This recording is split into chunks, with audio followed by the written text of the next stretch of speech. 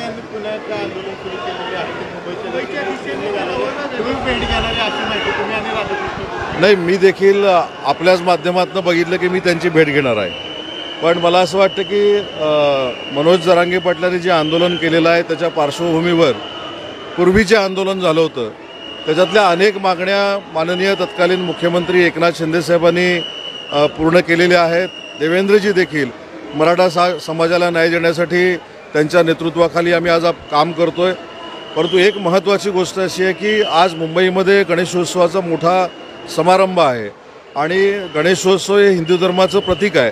त्याच्यामुळे जनतेला त्रास होणार नाही अशी भूमिका त्यांनी घ्यावी ही आमची सगळ्यांची देखील विनंती आहे. आता काल उपसमितीची बैठक झाली, त्या समितीमध्ये मी देखील आहे. त्यांची जी मागणी होती की शिंदे समितीला 6 महिन्याची मुदतवाढ द्यावी, त्यामध्ये देखील आम्ही निर्णय घेतलेला आहे.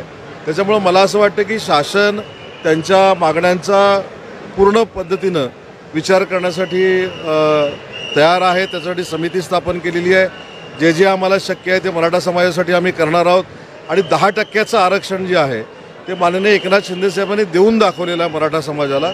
पण हे सगळं करत असताना संयमानं घेतलं पाहिजे, हीच भूमिका असावी.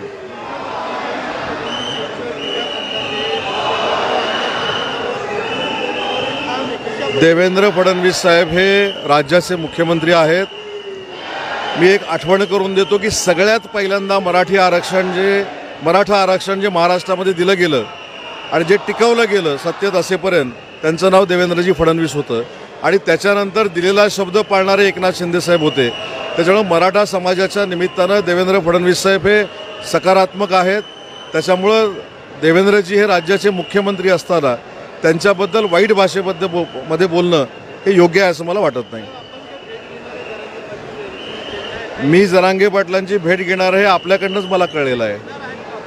ते पण आपल्याकडनंच मला कळलं, अजून मी ठरवलेलं नाही आहे. मी तेच सांगितलं की आपल्या माध्यमातूनच मला कळलं की मी त्यांची भेट घेणार आहे, पण मी अजून ठरवलेलं नाही.